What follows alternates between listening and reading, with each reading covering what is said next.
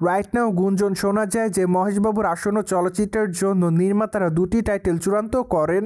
মূলত সেই দুটি টাইটেলের নাম হলো গুরুদা এবং মহারাজ।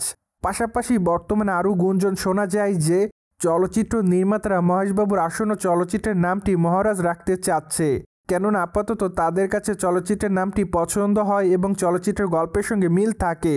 ঠিক এজন্য চলচ্চিত্র নির্মাতারা নাকি চলচ্চিত্রটির নাম মহারাজ রাখবে। যদিও বিষয়টি নিয়ে অবশ্য এখনও তেমন কোনো আনুষ্ঠানিক বক্তব্য পাওয়া যায়নি, কিন্তু আপাতত নানান মহল থেকে এমনই গুঞ্জন শোনা যাচ্ছে। যাই হোক, চলচ্চিত্রের নামটি অবশ্য কী রাখা হবে তা অবশ্য নির্মাতারা হয়তো কিছুদিনের মধ্যে প্রকাশ্যে আনবেন, কেননা আপাতত এই বিষয়টি নিয়ে প্রতিনিয়ত গুঞ্জন শোনা যাচ্ছে। তাই তো ধারণা করা যাচ্ছে এ সকল গুঞ্জনকে মিথ্যা প্রমাণ করার জন্য হয়তো চলচ্চিত্র নির্মাতারা খুবই শীঘ্রই চলচ্চিত্রটির আনুষ্ঠানিক নাম দিবেন।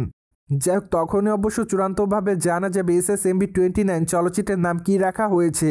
কিন্তু আপাতত সকল মাধ্যম থেকে এমনই গুঞ্জন শোনা যাচ্ছে, যার প্রেক্ষাপটে মাঝে অবশ্য একবার শোনা গিয়েছিল যে চলচ্চিত্র নির্মাতারা চলচ্চিত্রটির নাম রাখবে গোল্ড।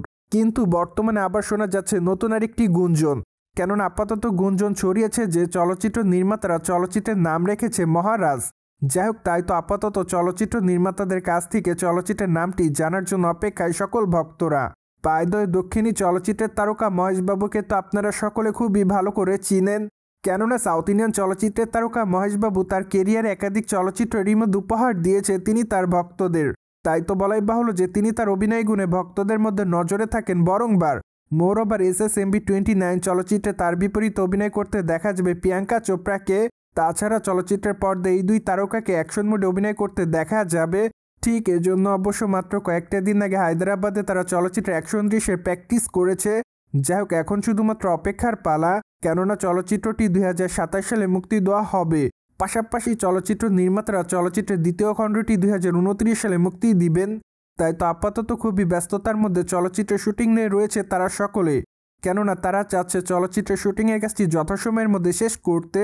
তাছাড়া এই চলচ্চিত্রটির বাজেট প্রায় 1000 কোটি রুপির কাছাকাছি, ফলে ধারণাই করা যাচ্ছে চলচ্চিত্রটির মেকিংটা আসলে কতটা সুন্দর হতে পারে, যার প্রেক্ষাপটে চলচ্চিত্রের VFX থেকে শুরু করে চলচ্চিত্রের ভিজুয়ালের কাজগুলো খুবই নিখুঁত থাকবে। সো ভিউয়ার্স, জেনে তো নিলেন সম্প্রতি সময় SSMB29 চলচ্চিত্রের বিষয়ে শোনা যায় নতুন গুঞ্জন। ফলে বিষয়টি নিয়ে আপনাদের কোনো মতামত থাকলে কমেন্ট বক্সে জানাতে ভুলবেন না। Subscribe our channel for more update.